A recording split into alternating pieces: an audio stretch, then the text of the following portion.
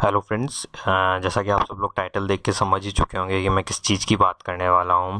तो इस वीडियो में हम लोग ये जानने वाले हैं कि जो बाहुबली हमारे पास में इंडियाज़ मोस्ट अवेटेड मूवी जो है, जो कि अभी रिलीज़ होने वाली है अप्रैल में, तो क्या वो रियल स्टोरी के ऊपर बेस्ड है हमारे पास में, या एक टोटली फिक्शनल कैरेक्टर है। तो मैंने मेरी रिसर्च करी, थोड़ी बहुत रिसर्च करने के बाद में मुझे ये पता लगा कि जो फर्स्ट पार्ट था वो 15 to 20% एक रियल स्टोरी से उठाया गया है। और ये जो रियल स्टोरी है ये जैनिज्म जो लिटरेचर है उसके अंदर डिफाइंड है। जो साउथ के अंदर बाहुबली जो टेम्पल है, बाहुबली का एक टेम्पल है, बाहुबली को एज ए जैनिज्म के अंदर भगवान की तरह माना जाता है, एज ए लॉर्ड है वो अकॉर्डिंग टू जैनिज्म। और अगर आप इस पिक्चर के अंदर देख भी रहे हो तो एक साइड के अंदर जो आपको एक नेक्ड स्टैचू दिख रहा है वो बाहुबली का ही स्टैचू है। सो जो बाहुबली का फर्स्ट पार्ट था कहीं ना कहीं वो 20 to 15% जो रियल स्टोरी है बाहुबली की उनसे मिलती है। सो आज हम लोग उसी स्टोरी को डीपली जानेंगे कि वो स्टोरी हमारे पास में क्या कहती है। सो फ्रेंड, जो बाहुबली थे वो जैनिज्म के हिसाब से, जो जैनिज्म के फर्स्ट तीर्थंकर थे ऋषभ देव, जिन्हें आदिनाथ के नाम से भी जाना जाता है, उनके बेटे थे। ऐसा कहा जाता है कि ऋषभ देव जो थे वो मिलियंस ऑफ ईयर एगो पहले एग्जिस्ट करते थे। और हिंदुज़म के अंदर ऋग्वेद के अंदर भी ऋषभ देव का जो है उल्लेख है, विष्णु पुराण में भी ऋषभ देव का उल्लेख है और कई जगह ऋषभ देव का भी उल्लेख किया जाता है। सो फ्रेंड, जो ऋषभ देव थे उनकी दो पत्नियां थी। जो फर्स्ट वाइफ थी उनसे उन्हें एक बेटा था, उसका नाम था भरत। और जैसा कि आज हम सब लोग जानते हैं कि जो भारत को, जो हमें जो भारत जिसके लिए कहा जाता है, जैसे कि जिस हमारे देश का नाम भारत है, तो कहीं ना कहीं ऐसा कहा जाता है कि ये जो भारत नाम हमारा रखा गया था ये इन्हीं के जो रेफरेंस था उसी के तहत हमारे देश का नाम भारत रखा गया था। और मैं एक छोटा सा डिस्क्रिप्शन भारत के बारे में भी ये देना चाहता हूँ कि जो भरत थे उन्होंने पूरी दुनिया को जीता था। ऐसा कहा जाता है कि वो पहले चक्रवर्ती सम्राट हुए थे पूरी दुनिया के। सो जो लॉर्ड ऋषभ देव थे उनकी सेकंड वाइफ थी, उनसे उन्हें एक और बेटा हुआ और एक पुत्री हुई सुंदरी, और एक बेटा था जिनका नाम था बाहुबली। फर्स्ट से उन्हें था भरत, और जो डॉटर थी वो थी ब्रह्मी, और जो सेकंड से थे वो थे बाहुबली और सुंदरी। सो अब आपको थोड़ी सी हिंट मिली होगी कि फर्स्ट जो बेटा था वो, और सेकंड जो था बाहुबली, वो फर्स्ट बेटा उसमें भल्लाल देव था और सेकंड बेटा जो था वो बाहुबली था। और बाहुबली का नाम बाहुबली इसलिए रखा गया था क्योंकि जैसे कि आप सब लोग देख रहे हैं कि इसके अंदर एक लाइन लिखी हुई है जो जैन लिटरेचर में से मैंने उठाई कि Baahubali was tall, well built and strong. तो आपने अगर मूवी का सीक्वल ध्यान हो, सीन ध्यान हो, जिसके अंदर वो राजमाता की उंगली जो होता है अपनी मुट्ठी में पकड़ लेती है राजमाता, उसके बाद में उसका नाम बाहुबली रखती है। तो कहीं ना कहीं पे स्टोरी हमारे पास में ये लिंक्ड आ चुकी है। और सुंदरी जो थी वो एक काफ़ी अच्छी मैथमेटिशियन है, और इनके कई सारे, ये इंडिया की फर्स्ट वुमेन मैथमेटिशियन है ऐसा मैंने सुना है। जो ऋषभ देव थे उनका काफ़ी वास्ट जो था किंगडम था, उनके चिल्ड्रंस थे जिनमें से 2 लड़कियां थी और 99 या 98 उनके सन्स थे।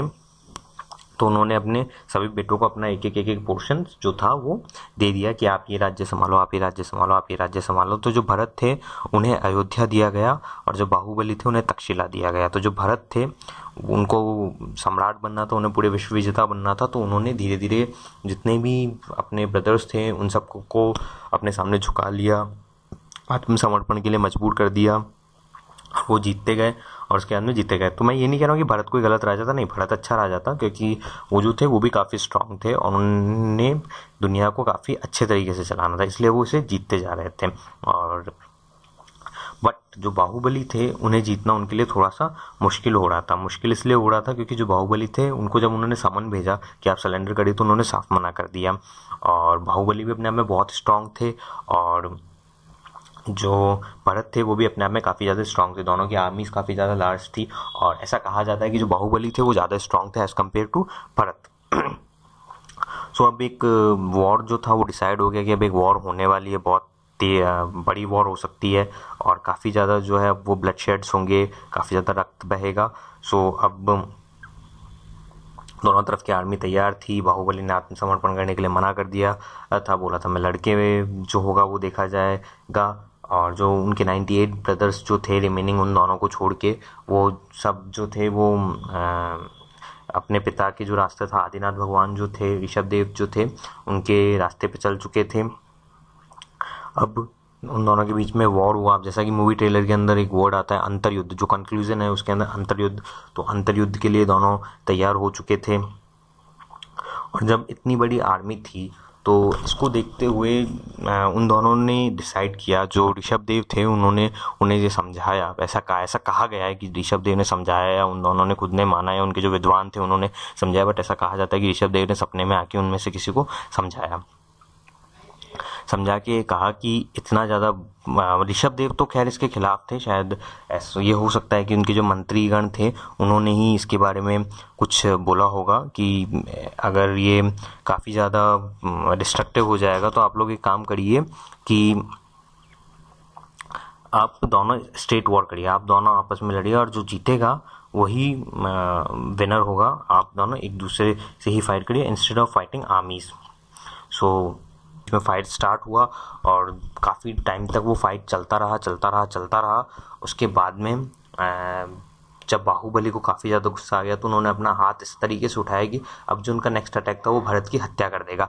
बट जैसे ही उन्होंने हाथ उठाया तो उनके दिमाग में ये चीज़ आई कि यार मैं मेरे बड़े भाई को मार रहा हूँ। उन्हें गिल्टी फील हुई और जैसे ही गिल्टी फील हुई तो उन्होंने अपना हाथ जो था उसे स्टैंडिंग पोजीशन में रखे रहने दिया और वो जाके एक साधु बन गए और उन्होंने अपना राजपाट जो है वो सब भरत को दे दिया।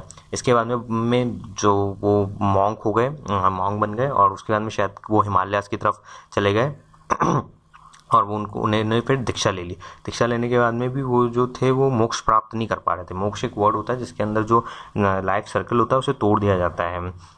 स्पिरिचुअल कुछ एक्ट्स होते हैं, उनके बाद में जो लाइफ सर्किल होता है उसे तोड़ दिया जाता है। तो जो बाहुबली थे वो अभी भी मोक्ष प्राप्त नहीं कर पा रहे थे और भरत को भी काफ़ी ज़्यादा दुख हो रहा था कि मैंने मेरे छोटे भाई के साथ में ऐसा किया। तो शायद उनका जो जैन लिटरेचर्स के अंदर ऐसा कहा जाता है कि मोह माया से उनका पीछा अभी भी नहीं छूट रहा था, ना ही बाहुबली का पीछा नहीं छूट रहा था मोह माया से, क्योंकि उन्हें गिल्टी फील था कि मैंने मेरे भाई के साथ में ऐसा किया। तो उनके भाई को भी कहीं ना कहीं पे गिल्टी फील हो रही थी, भरत को भी कहीं ना कहीं पे गिल्टी फील हो रही थी। तो जिस दिन भरत बाहुबली के पास में माफ़ी मांगने गए, जब भरत को बहुत ज़्यादा गिल्टी फील होने लगी तो भरत जो थे वो बाहुबली के पास में माफ़ी मांगने गए और जिस दिन वो बाहुबली के पास में माफ़ी मांगने गए तो बाहुबली को केवल ज्ञान हो गया और बाहुबली जो थे वो एक सक्सेसफुली एक मॉन्क हो गए और ऐसा कहा जाता है कि उन्हें मोक्ष की प्राप्ति हुई थी जब उनका जो घमंड था वो टूट गया। That's all. I hope that कि आपको समझ में आया होगा, क्योंकि एक्चुअली ये काफ़ी पुरानी हिस्ट्री है तो ये काफ़ी कंफ्यूजिंग टाइप है।